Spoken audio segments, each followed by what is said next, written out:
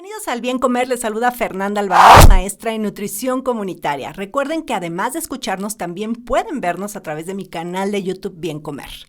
Hoy vamos a platicar sobre Hashimoto, un padecimiento autoinmune muy común, sobre todo en mujeres. ¿Qué es? ¿Por qué se presenta? ¿Cuál es la mejor dieta? ¿Se cura? ¿Qué relación tiene con otras enfermedades metabólicas como la resistencia a la insulina? Para ello me acompaña una querida nutrióloga especialista en el tema, Lorena Torres. Lore es nutrióloga especializada en hipotiroidismo, en Hashimoto, balance hormonal y salud intestinal. Tiene una certificación en salud gastrointestinal, hipotiroidismo y síndrome de ovario poliquístico.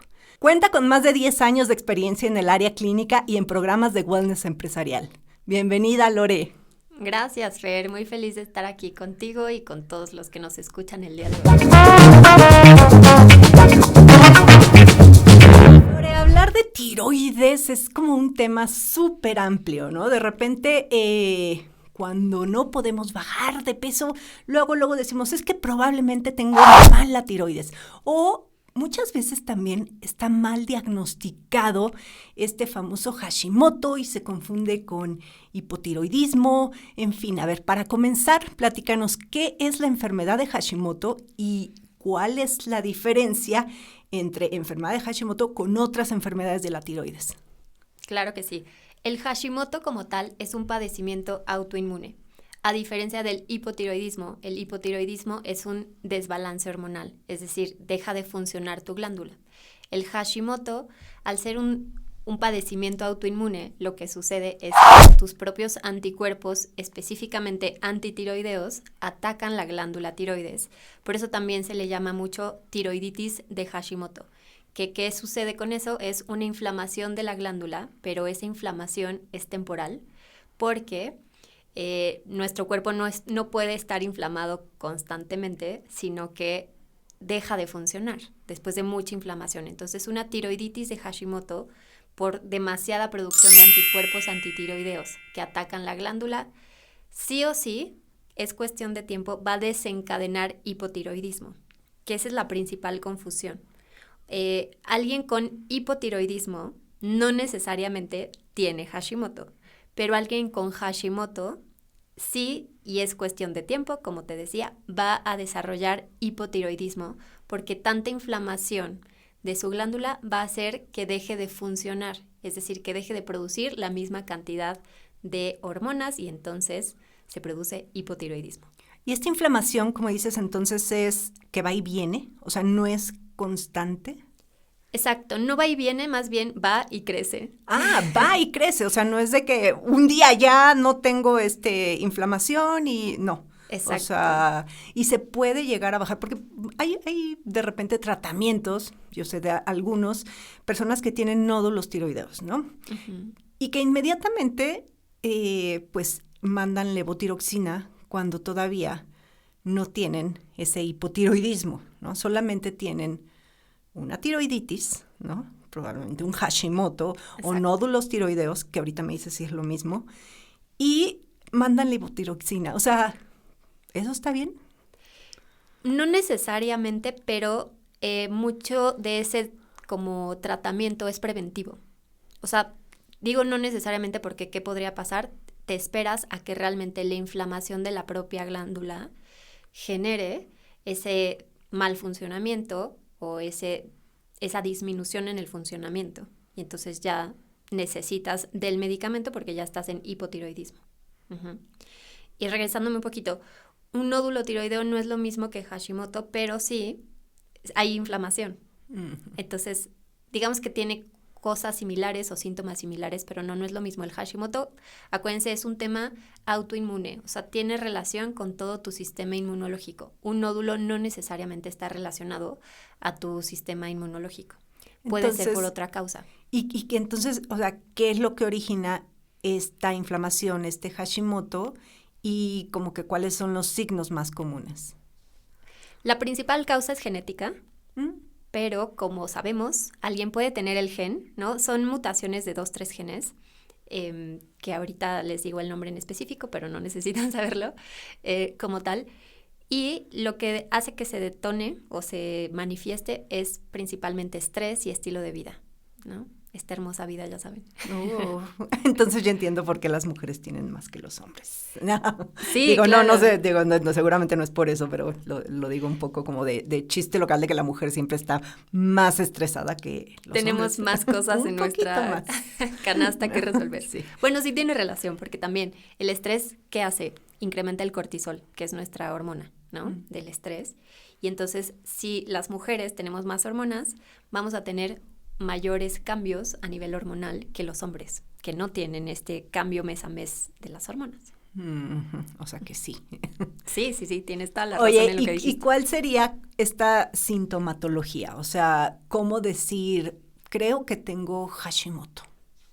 La verdad es que al igual que el hipotiroidismo está súper mezclado, o sea, los síntomas son muy generalizados, pero los principales son cansancio excesivo, ¿no? Dificultad para dormir, cambios drásticos de humor, pérdida de pelo, reseca de tu piel, rompimiento de uñas, molestias intestinales, que esos también están muy relacionados a otros desbalances hormonales. La gran diferencia creo que es un tema de dolor articular. Muchas personas con Hashimoto tienen mayor dolor articular que personas con hipotiroidismo que no necesariamente lo manifiestan. Mira, qué interesante, porque como que, insisto, yo no sé por qué estamos muy casados con que Hashimoto es hipotiroidismo, ¿no? Entonces, aquí ya estás diciendo una de las diferencias que podría ser este dolor articular. Y ahora, también pues son muy ambiguos, ¿no? Todos estos síntomas quizá es otra cosa y no necesariamente Hashimoto o hipotiroidismo e incluso probablemente ni siquiera sea un problema de tiroides, ¿no? Creo que aquí también es necesario, como siempre lo decimos tú y yo y muchos profesionales, es pues acudir con un verdadero profesional, ¿no? Que sepa sobre Hashimoto, no la persona que vive con Hashimoto y cuenta sus experiencias personales. O sea, eso es muy distinto a ir con un profesional que se chutó un buen rato estudiando sobre el tema y te diagnostique. Pero, ¿qué tipo de profesional es? ¿Con quién tiene que ir la persona? Totalmente, Fer. Por favor, vayan y acudan a profesionales de salud. Quien tiene que diagnosticar el Hashimoto puede ser alguien que se dedique a temas inmunológicos, como puede ser un reumatólogo, pero quien lo trata realmente es el endocrinólogo, que es el especialista en hormonas. Porque, como les decía, el Hashimoto se desencadena y genera en cuestión de tiempo, puede ser 1, 2, 3 o se tarda hasta 10 años en manifestarse como hipotiroidismo. Entonces, quien lo trata es el endocrinólogo. Tanto tiempo, o sea, tú puedes vivir con Hashimoto y no tener saberlo. Hipotiroidismo y además no saberlo, ¿no? Entonces, ok, queda el endocrino y bueno, también pues hay nutriólogas como tú que quizá empieza así como a hacer check en distintos signos y síntomas de tus pacientes y quizá ya a través de pues algunos estudios clínicos pues puedas diagnosticar si tiene algún problema con la tiroides, ¿no? Y ahora hablando de lo que más sabes, querida Lore, la dieta, ¿no? Porque también creo que hay muchos mitos y realidades sobre cómo se debe alimentar una persona que vive con Hashimoto. Ese es el tema principal a tratar, porque efectivamente al ser un tema inmunológico, nuestro intestino produce el 70% de las células inmunológicas. Entonces, todo padecimiento autoinmune está ligado a nuestra salud intestinal. Por eso es tan importante cuidar nuestra alimentación, ¿no? La dieta que llevamos. ¿Cuál sería la dieta ideal? Pues buscar una alimentación lo menos inflamatoria posible. ¿Qué engloba eso? Muchísimas cosas, pero principalmente de lo que tengas a tu alcance es nútrete de la mejor manera posible, busca la mayor cantidad de antioxidantes, de fibra, ¿no? De vitaminas, de minerales, consume suficiente proteína, consume suficientes carbohidratos, por favor. No quiten los carbohidratos de su dieta, porque eso puede generar mayor inflamación. Ahí está. Oye, y a todo esto supongo que, pues, los alimentos ricos en probióticos tendrá algo que ver, ¿no? Digo, ahorita me acordé, yo últimamente traigo mucho, y he estudiado mucho sobre justo este tema, No del tema de Hashimoto ni con tiroides, pero sí de salud intestinal. Y aquí, ¿qué papel jugarían todos estos alimentos fermentados o alimentos ricos en probióticos? ¿O crees que la gente tuviera que suplementarse con un tipo de probiótico en específico? O no sé, cuenta. Ayuda muchísimo, porque también no existe buen balance hormonal, no existe una buena salud inmunológica si no hay una salud intestinal, porque nuestra microbiota necesita estar sana, ¿no? ¿Qué necesita esa microbiota? Efectivamente necesita probióticos, el alimento de los probióticos, que son los prebióticos, que se van a alimentar de la fibra que nosotros consumimos, pero no necesariamente el primer como acercamiento al tratamiento sería, ok, toma probióticos y ya con eso estás, o consume fermentados y ya con eso, sino que es parte de siempre tratarlo de raíz, decir, ok, si ya tu alimentación es lo suficientemente buena, puedo revisar qué probiótico te va a funcionar, ¿no? Qué bueno que lo dices, porque también, pues por ahí vemos muchos suplementos en las tiendas, ¿no? Pensando que cualquier probiótico es el que tú necesitas, eso por un lado. Y por otro, yo siempre les digo, ¿para qué quieren llenarse de probióticos? O sea, probiótico es un microorganismo vivo que llega intacto a tu intestino para hacer su chamba y tener ahí con muchos beneficios. ¿Para qué quieres tener a tantos soldaditos, ¿no? Tanto probiótico, si no les das de comer? O sea, si no comes frutas, si no comes Claro. verduras, ¿no? Entonces los vas a matar de hambre. Entonces, muy bien lo que dices. ¿Y qué hay de la soya, Lore? Porque también ahí es como de esos alimentos súper vetados para las personas que tienen problemas de tiroides. Hay muchas opiniones encontradas respecto a la soya. Principalmente este tema de la soya como que se recomendó evitar por dos cosas. Uno es de los, pues, como granos o cereales más genéticamente modificados y de los que más utilizan herbicidas, uno que se llama glifosato, que se hicieron muchos estudios, la FDA lo prohibió por un tiempo, después ya le dijo, ok, solo lo pueden usar en ciertas concentraciones, ¿no? Pero se sigue sin saber si realmente está regulado el uso de este herbicida, que puede llegar a ser hasta cancerígeno. Entonces, por eso, y la modificación genética como tal, se recomendó por mucho tiempo evitar la soya. Ahora también dices, ok, entonces consumo soya orgánica y eso está bien. Y dijeron, pues sí, pero quién sabe, porque la soya también contiene lectinas. Que las lectinas pues son una proteína que al final también protege el mismo alimento, pero cuando entra en nuestro cuerpo puede actuar como antinutriente. Entonces evita que haya absorción de ciertos minerales o vitaminas. Entonces también por las lectinas. Y la otra es los fitoestrógenos. Tienen este precursor de estrógenos que, a ver, para que consumas demasiadas lectinas o fitoestrógenos tendrías que comer soyas en grandes cantidades, pero no quieres tener un exceso de fitoestrógenos a nivel intestinal porque sería generar una dominancia estrogénica y entonces eso puede generar un desbalance hormonal ligado a una mayor inflamación. Y si tu intestino se inflama, tu sistema inmunológico se prende todavía más. Entonces, como que quieres evitar eso. Dándoles estos datos, mi respuesta sería, la verdad es que sí puedes consumirla, cuidando de preferencia, sí, que sea pues de un buen cultivo, ¿no? Procurando que no tenga estos herbicidas, pero todo con criterio. Y también yo creo que hablar de soya, pues es hablar de muchísimos productos. O sea, hay soya en productos ultraprocesados y también hay soya en alimentos típicos japoneses riquísimos, ¿no? Que quizá va a ser una soya de mejor calidad. Si bueno, no tanto la soya, sino el plato en general, el platillo en general, ¿no? Y el alimento. Y como dices, pues es ver al alimento en conjunto, no nada más pensar en los antinutrientes o que si tiene glifosato o que si, ¿no? Es como ver todo y también pues dicen por ahí que en la dosis está el veneno, ¿no? 100%, y tienes toda la razón. También la soya fermentada como el miso, ¿no? Es muchísimo mejor, precisamente porque ya los alimentos fermentados pues tuvieron este proceso donde sus bacterias están más y las sustancias que lo forman están como más disponibles, ¿no? Y los vamos a digerir con mayor facilidad y van a aportarnos estas bacterias también o microorganismos que van a nutrir nuestro intestino.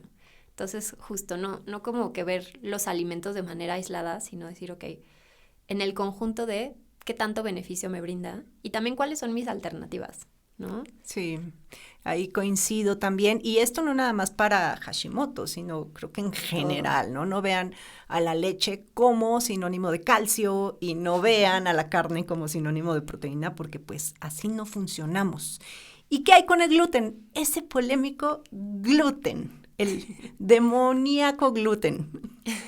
Ese sí ha sido el más estudiado en temas autoinmunes porque sí genera una mayor hiperpermeabilidad intestinal. O sea, sí contiene una enzima que incrementa la permeabilidad de nuestro intestino y nosotros no queremos tener un intestino mucho más permeable de lo que debería ser. O sea, imagínense que la permeabilidad es, nuestro intestino tiene como una mallita, ¿no? O sea, una malla, una manta de cielo, y como si se rompieran o se hicieran más grandes esos pequeños espacios. Entonces permite el paso de moléculas de mayor tamaño a la sangre que no deberían ser liberadas en ese tamaño y entonces generan inflamación.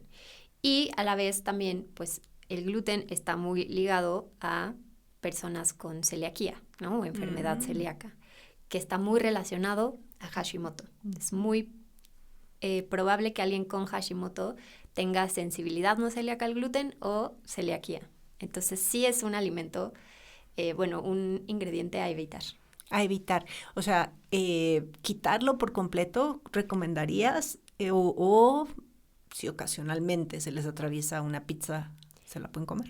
Idealmente es una restricción total porque pues aquí los médicos, ¿no? O como filosofías más radicales es como si hay inflamación, es inflamación. No importa si tu inflamación es nivel 1 o nivel 100. Entonces, idealmente es evitarlo, pero yo siempre le digo también a mis pacientes, yo también aplico esto en mi filosofía de vida, si te genera más estrés, no darte ese gustito que sabes que no es la mejor opción para ti, pero se te atravesó la pizza porque es la celebración a la que llegaste y era lo que había, y de plano de verdad no te pudiste organizar, no hubo otra alternativa. También aprender a ser flexibles y adaptarnos, porque no podemos vivir con miedo de que todo nos va a caer mal. Sí, buscar alternativas, ¿no? Pero pues también si estás de vacaciones, por ejemplo, en un lugar donde mayormente son alimentos ricos en trigo, pues sería difícil, pero bueno, procurar mejores opciones. Y sí, tristemente, Lore, te digo tristemente porque pues yo me gustan mucho los productos que tienen trigo, pero sé que sí se tienen que limitar en las personas que están con este padecimiento. ¿Y qué hay de los lácteos? Los lácteos son otro de mis favoritos, de mis alimentos favoritos, pero también sé que en ciertas condiciones, a ver, cuéntanos tú. Sí, a todos nos encantan las harinas de trigo, centeno, cebada, que son las que contienen gluten, y los lácteos, ¿no? Y también tenemos una relación emocional súper fuerte. O sea, por ejemplo, con los lácteos, o sea, pues tu leche desde la infancia. Pero sí, también los lácteos es otro de los principales grupos que se recomienda evitar. No tanto por la lactosa, sino por su contenido en caseína, que la caseína es la proteína, entonces puede ser un producto light o bajo en grasa o bajo en azúcar, ¿no? O sea, en la propia lactosa, pero sigue conteniendo la caseína, que esa es la sustancia que es inflamatoria a nivel intestinal para padecimientos autoinmunes como el Hashimoto. Ay, sí, qué tristeza, porque la verdad es que, como bien lo dices, ahí hay mucha confusión. Cuando alguien habla de lácteos, piensa inmediatamente en la lactosa o en la grasa. Pero aquí la cuestión con este padecimiento en específico es la caseína, ¿no? Que es la proteína que mayormente contienen los lácteos. Entonces, yogures, kefir, pues no, tampoco. Porque pues no, al final son lácteos fermentados y muy buenos, pero pues lo que hacen los bichitos pues es comerse la lactosa, pero pues no la caseína, esa ahí sigue, ¿no? Igual los deliciosos quesos. Sí, hay algunos quesos bajos en caseína que ya cuando estás en buen control, que se le llama remisión, es decir, que tus anticuerpos en por lo menos 3 a 6 meses no han incrementado, puedes llegar a consumir. ¿Cuáles? El queso de cabra, el queso de oveja y el queso de burra. Yo jamás he probado el queso de burra, pero en algún día lo haré. Pero he escuchado mucho del de cabra, que lo recomiendan, que es mucho más digerible, ¿no? Y Sí. supongo que entonces es Porque es bajo en caseína. bajo en caseína. Mira, Exacto. qué interesante. Siempre se aprende mucho de ti, Lore. Gracias. Oye, a ver, ahora cuéntanos qué relación, este tema es importantísimo, ¿qué relación tiene, ya nos platicaste un poquito, pero el Hashimoto con la resistencia a la insulina? Bueno, hablaste de la celiaquía, pero con la resistencia a la insulina. Es que se ha estudiado recientemente, bueno, digamos que sobre todo de 5 a 10 años para acá, que todos los problemas autoinmunes empiezan a como incrementar cuando hay una mala regulación de insulina. Porque la insulina, al ser la hormona que transporta la glucosa y hace que realmente sea utilizada por nuestras células, se produce constantemente, pero también es una hormona proinflamatoria. Entonces, está muy ligado a temas de resistencia a la insulina, precisamente por esta inflamación que se genera cuando no hay una buena regulación tanto de glucosa como de insulina en sangre. Wow, ya, entonces por eso es que están tan ligados, ¿no? Y ahora con esta pandemia creo que hubo muchísimo aumento en personas con resistencia a la insulina. Yo no sé si ya la traían y la pandemia les acrecentó todo esto, pero no sé si tú en consultas has visto que cada vez hay más diagnósticos de resistencia a la insulina. Muchísimo, muchísimo, y están ligados. O tengo muchas pacientes que llegan conmigo por Hashimoto, pero nunca les han medido la insulina y ciertos síntomas no se dan, y es porque también tienen resistencia a la insulina. O viceversa, personas con resistencia a la insulina que creen que solo tienen resistencia a la insulina, nunca se han revisado anticuerpos antitiroideos y también tienen Hashimoto, porque sí, van bastante ligados, y creo que la pandemia lo desencadenó precisamente porque el principal detonante de todo padecimiento es el estrés. Hubo mucho estrés, hubo mucho cambio en nuestras rutinas y estilos de vida. Nos volvimos, de cierta forma, más sedentarios, ¿no? Redujimos bastante nuestro movimiento desde, oye, caminada 2 cuadras, por lo menos ya no las camino probablemente. Mucho ansiedad nos genera incremento en el apetito porque la comida también es un apapacho. Entonces es multifactorial siempre, pero sin duda tanto estrés alrededor de no nos ayuda. Sí, yo coincido que el sedentarismo fue una de las causas que tuvo ahí un gran peso en todo esto. Sí, totalmente. Y también es, pues, por supuesto que se entiende, ¿eh? Pero para eso estamos las nutriólogas por acá, porque es, ok, te ayuda a buscar herramientas y estrategias para que dentro de las posibilidades, dentro de cómo ha cambiado tu estilo de vida, pues sepas qué puedes hacer, ¿no? O sea, porque siempre hay una alternativa. Pues muy interesante todo esto, Lore, ya tendrás que venir a platicarnos solo de resistencia a la insulina. Y cuéntanos qué estudios, cómo saber si tienes Hashimoto. Lo que necesitamos es medir anticuerpos antitiroideos. Es un análisis específico que no forma parte del perfil hormonal de tiroides que como que ofrecen todos los laboratorios, entonces lo piden así tal cual.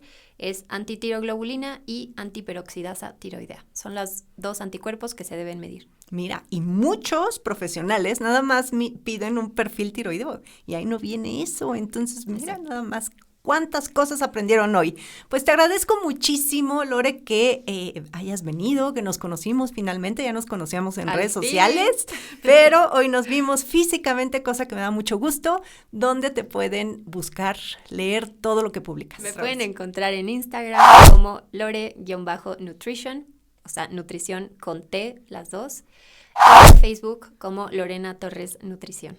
Lorena Torres Nutrición o Lore-Nutrition, Nutrition. Muchísimas gracias, Lore, y ya saben que a mí me encuentran en Instagram y YouTube como Bien Comer. Gracias. Gracias.